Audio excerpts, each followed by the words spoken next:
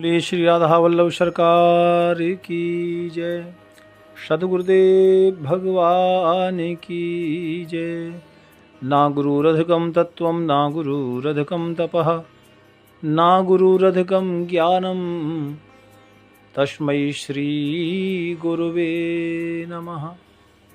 प्यारे प्रभु प्रेमियों, नित्य प्रति भगवान के पावन सत्संग में आप नित्य नया सत्संग श्रवण कर रहे हैं। प्यारे भक्तों, आपने कल श्रवण किया कि चित्त क्या है और चित्त के बारे में जाना। प्यारे भक्तों, यही चित्त के बारे में महर्षि वशिष्ठ जी ने श्री राम प्रभु को भी बताया था, क्योंकि गुरुदेव है ना वशिष्ठ जी। प्यारे भक्तों, वशिष्ठ गुरुदेव ने कहा, हे श्री राम, अक्सर लोग धन संपत्ति आदि जो बाह्य पदार्थ हैं, बाहर के जो पदार्थ हैं, उनका निरंतर प्रयास करते हैं और ज़्यादा प्रयास करते रहते हैं, लेकिन विशुद्ध बुद्धि की प्राप्ति के लिए जीव को प्रयास करना चाहिए, क्योंकि बुद्धि की मंदता समस्त दुखों की चरम सीमा है। कल मैंने कहा था ना कि चित्त का मतलब है बुद्धि, एक शब्द।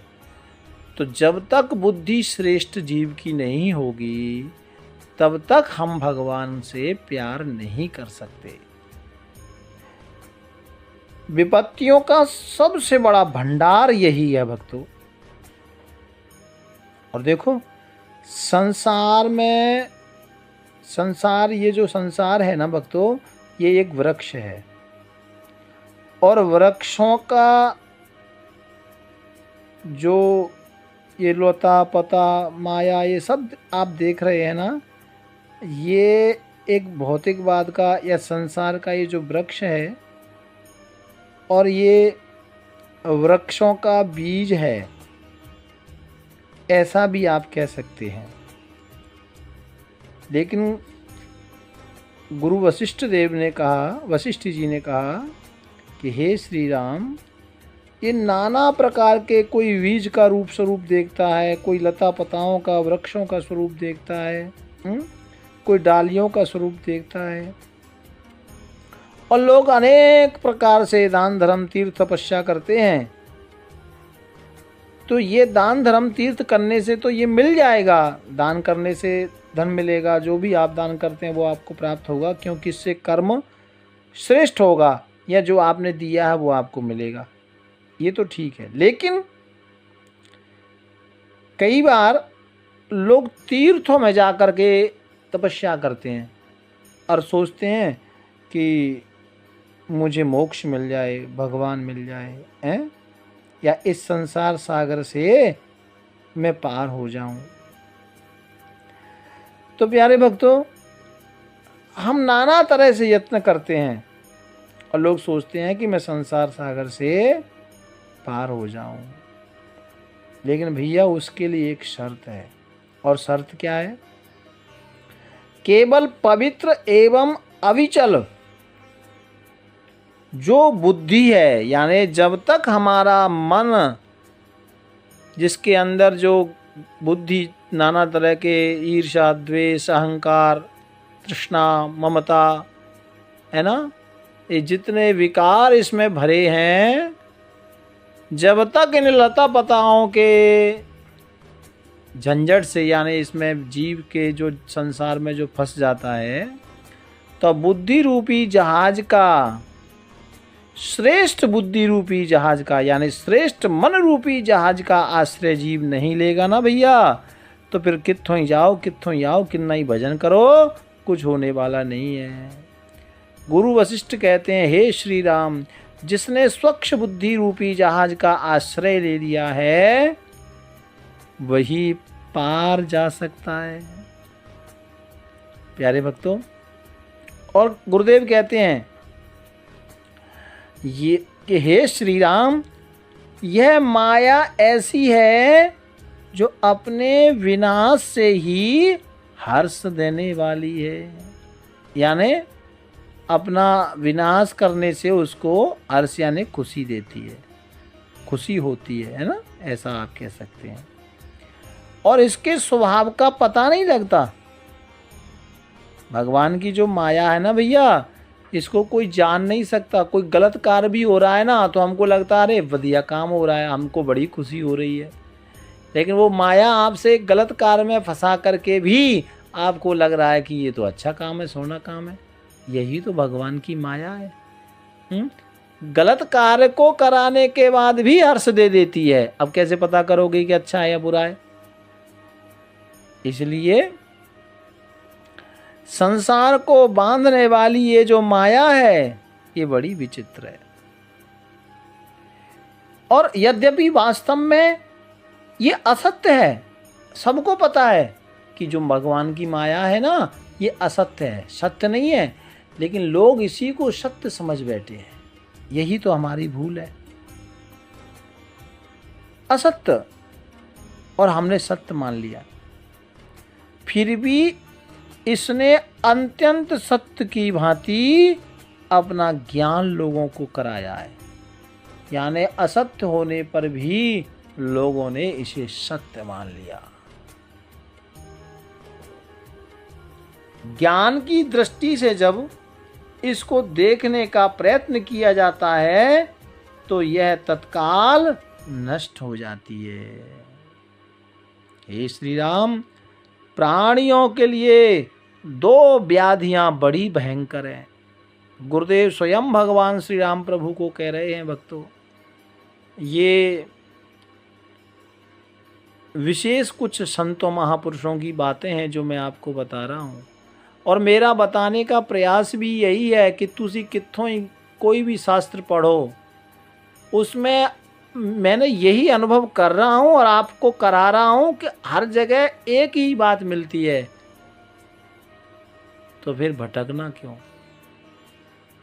और जो अलग अलग शास्त्रों की, अलग अलग महापुरुषों की जो मैं आपको चरित्र कथा सुना रहा हूँ, तो मैं भी यही प्रयास कर रहा हूँ कि शास्त्र के जो हम श्रवण कर रहे हैं उससे हम क्या शिक्षा ले सकते हैं, इसका निचोड़ क्या है, और आप भी सुने। गुरु वशिष्ठ कहते हैं कि संसार में दो भयंकर व्याधियां हैं। और क्या है? और हर व्यक्ति, जो दो व्याधियां हैं ना, इन दोनों व्याधियों से संसार का हर प्राणी पीड़ित है। सभी प्राणी भीषण इसी से दुख भोगते हैं। इसमें जो अज्ञानी जीव हैं वे इस लोक में व्याधिग्रस्त होने पर उसके निवारण के लिए भोग रूपी कुत्सित औषधियों द्वारा जीवन पर्यंत यथाशक्ति प्रयत्न करते हैं। कुछ लोग संसार में भोग भोगने के लिए उसी को सोचते हैं यही मेरी मंजिल है, अब ये करना है, अब ये खाना है, ये पहनना है, ये लेना, ये गड्डी, ये बंगला, और उसी को सुख मान करके उसी में खो जाते हैं। परंतु परलोक रूपी व्याधि के लिए, परलोक रूपी व्याधि के लिए वे कुछ भी चिकित्सा नहीं करते। जो जिस मार्ग में हमने जाना है, जो जीवन की सबसे बड़ी जो यात्रा है हम लोगों की, परलोक की, तो संसार के कार्यों के लिए तो हम रात दिन भगते हैं, लेकिन परलोक की यात्रा के लिए कुछ भी नहीं करते। कोई उसके लिए चिकित्सा नहीं, कोई औषधि नहीं, कोई दवा नहीं। और लेकिन जो उत्तम पुरुष हैं वे परलोक रूपी व्याधि के लिए, परलोक रूपी संत कहते हैं महाव्याधियों के लिए चिकित्सा हेतु अमृत के समान शम, सत्संग और आत्मबोध रूपी उपायों द्वारा प्रयत्न करते हैं। भक्तों, ये जो व्याधि है ना, दो व्याधि बताई हैं, एक व्याधि है यह लोक जिसमें हम निवास कर रहे हैं, रह रहे हैं, और दूसरा है परलोक। तो जो यह लोक है जिसमें हम रह रहे हैं, तो इसमें हम क्या कर रहे हैं, व्याधियों में फंस रहे हैं और कह रहे हैं बड़ा आनंद आ रहा है। लेकिन जो ज्ञानी महापुरुष होते हैं ना, वो परलोक जाने की जो मार्ग है, व्यवस्था है, जो ज्ञानी लोग हैं उसको जान लेते हैं और उसके लिए फिर उसकी चिकित्सा करते हैं। और चिकित्सा क्या है, उसके लिए शम, सत्संग, आत्मबोध, ध्यान, योग, नाम, जप, निरंतर सेवा, इसी के द्वारा प्रयत्न करते हैं। इसलिए संत एवं शास्त्र जो है वही समाधान करते हैं। और वो संसार के लोगों को कहते हैं कि हे अज्ञानियों, तुम लोग इस लोक की चिकित्सा में ही अपने बहुमूल्य जीवन को गंवा रहे हो,